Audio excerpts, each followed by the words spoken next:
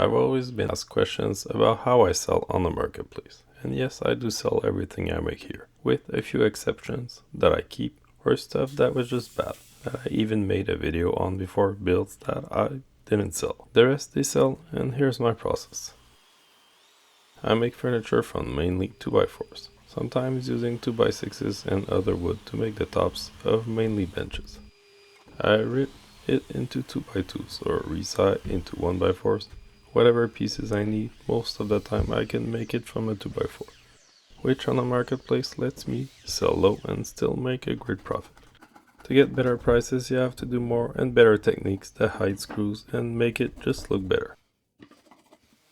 Sanding is important. If you want it to be safe of sharp edges and corners, feel great to the hands. Choice of colors is also important. In my case, black is a huge seller and walnut brown is a close second. I've gotten a lot of comments saying I should keep the natural wood colors, but those in my experience don't sell a lot. They don't hide that they're made from 2x4s enough, I think.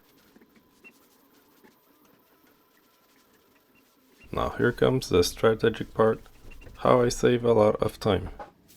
In videos, I always say that I do 2 coats of finish, but I always just show you one, and here's the reason. Most of the time, to save on time, I edit the video right then, after 1 coat, and accumulate a few benches in my basement, all having 1 coat of finish. On days like today, marketplace days, I get them all out, give them a quick sanding at 1000 grit, which gets them super smooth from the first coat, and gets them ready to accept a second thin coat, getting them finished to perfection. It can take a while, about 2-3 minutes per piece, but it's really a lot smoother and worth the time. It's a good moment to fix any imperfections in paint, if any.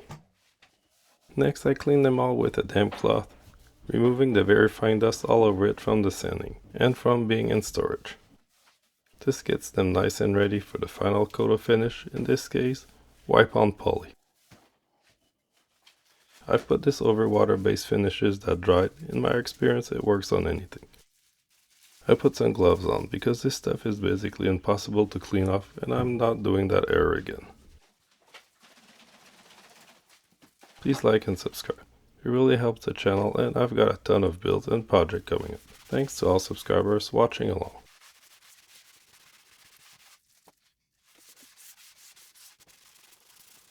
This took about an hour total, from sanding, cleaning, to giving them their last coat of finish.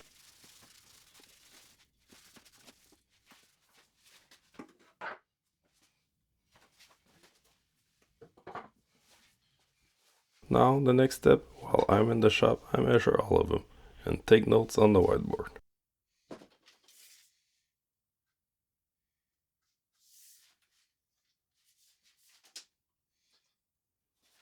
This makes creating the Facebook post a lot quicker and avoids a ton of obvious questions about dimensions.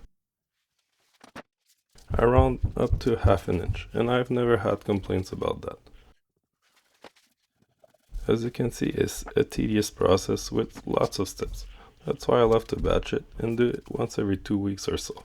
It also keeps my contacts with buyers condensed into those times, which is a huge time saver in itself.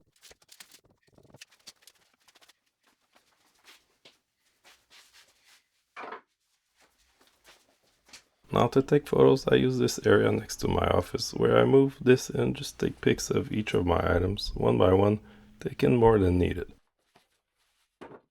I take photos keeping in mind that in Facebook search and all results, the photos are crop square. This means that people won't see what's on the edges of the photo until they're in the item. You can solve this by giving them just square images, or by making sure that at least all of your item is visible in the center square. Next, I just post them on the marketplace, which in my case is in French. Without doxing my position, full name and more, I can't show much of that. But my titles are a French version of Woodbench, 40 by 10 by 12 inches. They're that boring. I don't add anything more and it works great. Always make sure to answer to people who write full sentences instead of using Facebook's auto answer. If I have more than one person contacting me, those are usually great buyers. Thanks to everyone following me along in this journey. Subscribe for more and see you next time.